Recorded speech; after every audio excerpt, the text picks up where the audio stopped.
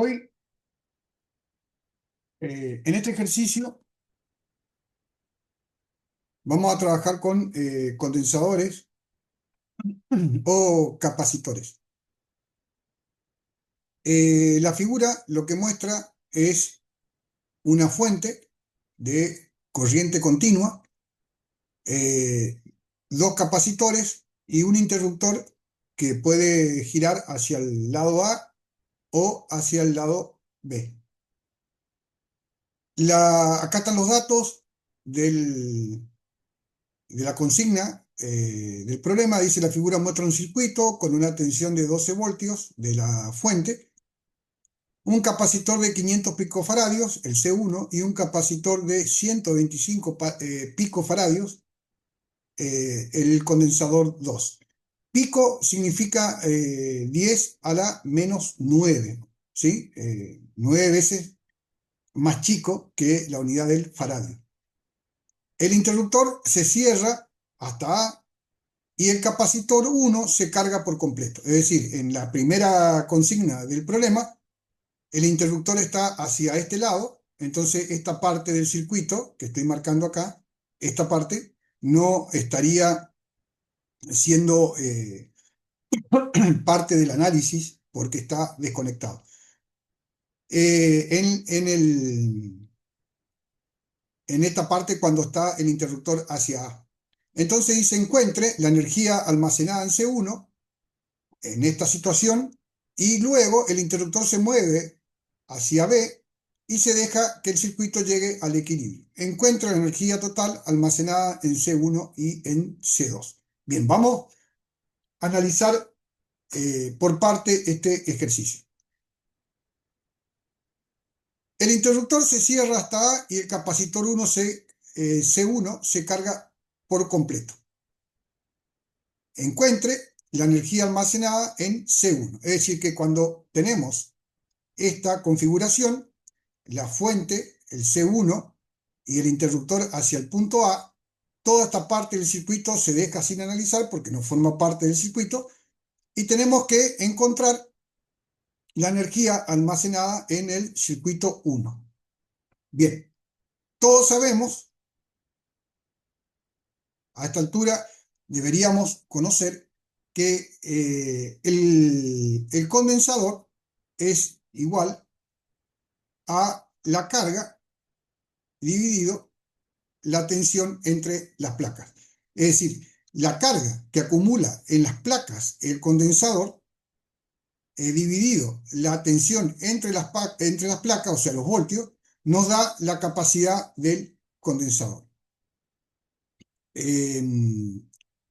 Entonces, teniendo en cuenta esta relación, ¿sí? De cómo se comporta un capacitor cuando está cargado. Es decir, cuando está cargado quiere decir cuando está con carga. Si el capacitor no estaría con carga, esta carga sería 0, dividido la tensión, me da que el capacitor es igual a 0. O sea, la capacitancia del capacitor sería 0. ¿Por qué? Porque no tiene carga acumulada. Bien.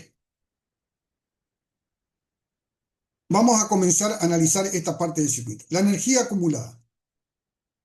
La energía acumulada en un capacitor se representa, lo estoy representando ahora con este símbolo de una U mayúscula, ¿sí?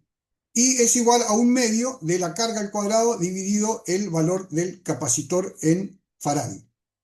La carga Q representa la carga que está acumulada en el capacitor, o también puede ser esta fórmula, es 1/2 por el valor del capacitor por el valor de la diferencia de potencial entre las placas del capacitor al cuadrado. Cualquiera de estas dos fórmulas me permite a mí calcular la energía acumulada en el capacitor. Entonces yo necesito encontrar, si voy a ocupar esta carga, esta fórmula, necesito saber qué carga acumula el capacitor, porque el valor de C1 lo tengo, me lo da el problema, dice que es 500 picofaradios. O si voy a ocupar esta fórmula, necesito saber la diferencia de potencial que hay entre las placas del capacitor. Acuérdense que estamos trabajando solo con esta parte del circuito, ¿sí? Esto estaría conectado así. Bien, la carga del capacitor, a partir de esta fórmula, de que el capacitor o la capacidad del capacitor o del condensador es Q sobre tensión, podemos despejar Q y como tenemos el valor de la fuente y el valor del capacitor, ¿sí? Eh, tenemos los 12 voltios de la fuente y el valor del capacitor que es 500 por 10 a la menos 9, porque está dado en pico faradio, y eso nos da 6 por 10 a la menos 9 coulomb en cada una de las placas del capacitor. Esa es la carga que acumula el capacitor. Y con ese dato podemos calcular la energía del capacitor. Es decir, tenemos el valor del capacitor, el valor de la tensión del capacitor, dividido 2 y nos da 3,6 por 10 a la menos 8 joules, que es la unidad de energía. También podríamos haber ocupado esta fórmula, yo en este caso ocupé esta, pero también podríamos haber ocupado esta y no tendría que dar el mismo resultado.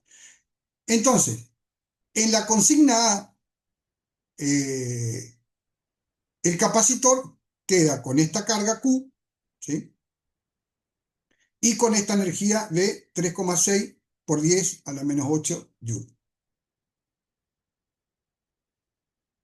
La consigna B sería, dice, luego el interruptor se mueve a B y se deja que el circuito llegue al equilibrio. Vamos a analizar la segunda parte del ejercicio. El interruptor se mueve hacia B, entonces ahora esta parte del circuito no forma parte del análisis y solamente nos queda esto que estoy recuadrando acá. Es decir, nos quedan dos capacitores conectados entre sí. ¿Estamos? Ese es la nueva configuración de nuestro nuevo circuito. Bien, ¿qué es lo que va a pasar en estas condiciones? Como este capacitor 2 está descargado, esta carga que está acá acumulada, que la calculamos en el paso anterior, se va a redistribuir entre el capacitor 2 y el capacitor 1. Es decir, el capacitor 1 va a comenzar a dejar que su carga circule y el C2 se va a ir cargando y el C1 se va a ir descargando, porque la única carga que hay en juego es la carga C1 que calculamos anteriormente en el paso anterior. Es decir, no se puede crear carga de la nada, sino que toda la carga, el 100% de la carga, es lo que tenía el capacitor C1 cuando lo cargamos. Y esa carga se va a redistribuir entre los dos capacitores. Pero la pregunta es, ¿hasta cuándo va a ocurrir eso de la redistribución de las cargas entre ambos capacitores, entre el 1 y el 2?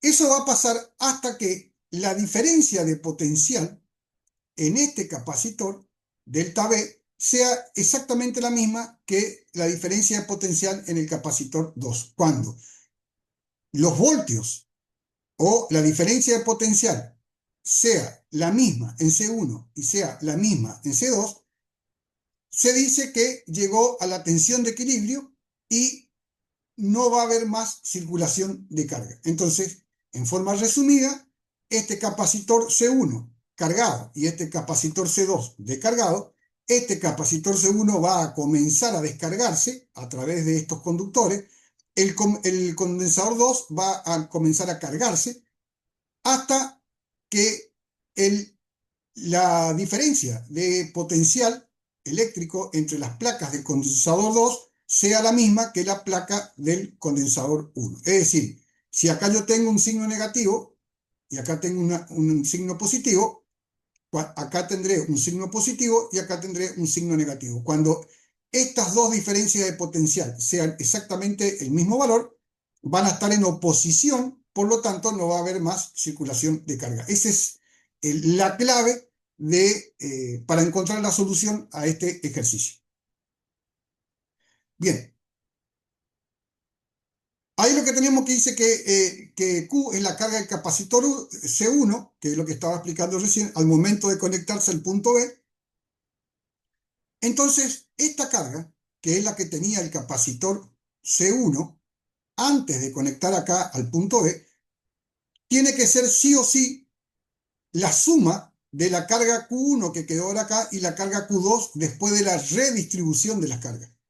Entonces, Q1 y Q2, la suma de esas dos cargas, tiene que ser igual a la carga inicial que tenía el capacitor C1. Obviamente que este es el único dato que conocemos y esto es incógnita y esto es incógnita. No conocemos cuánto vale Q1 y cuánto vale Q2. Pero podemos hacer el siguiente reemplazo. Partiendo de nuestra fórmula base, que C es igual a Q sobre B, podemos despejar Q, entonces acá Q nos va a quedar que es C por B.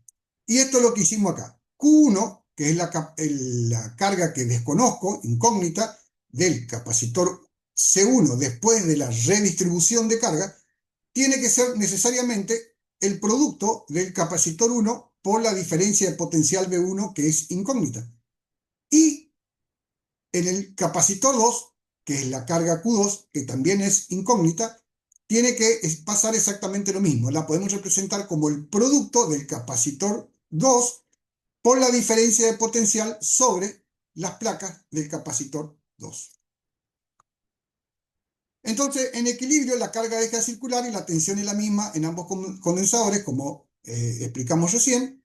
Y eso lo que me permite es que si delta B1 es igual a delta B2, o sea, si este valor es igual a este valor, yo puedo sacar factor común, delta B, ¿sí? Porque delta B1 es igual a delta B2 y es igual a delta B. Entonces, sacando factor común de esta expresión, me quedaría Q es igual a delta B por C1 más C2. Y en estas condiciones, la única incógnita es la diferencia de potencial. Entonces, despejando la diferencia de potencial, es decir, pasando este factor que está entre paréntesis, que es la suma de los dos capacitores, dividiendo, me queda Q dividido C1 más C2. Reemplazando los valores, tengo que la carga original era 6 por 10 a la menos 9 Coulomb, y acá me queda 500 por 10 a la menos 9 Coulomb, y faradio, digo, y acá me queda más 120 por 10 a la menos 9 faradio. Haciendo la suma y después la división, me queda que la tensión de equilibrio, cuando cesa el movimiento de cargas entre ambos capacitores, es de 9,6 voltios. En estas nuevas condiciones, yo puedo volver a calcular la energía en cada uno de los capacitores y en una me da 2,3 por 10 a la menos 8 joules y en el capacitor 2, 5,7 por 10 a la menos 9 joules. Acá lo más relevante de este ejercicio es que eh, entender que hay circulación de carga entre los capacitores siempre y cuando en ambos capacitores haya una diferencia en valor en la tensión que ambos capacitores reciben. Cuando esas tensiones son iguales, se equilibran, ya no hay más circulación de carga. Esa es la regla más importante o el concepto más importante a tener en cuenta para resolver este ejercicio.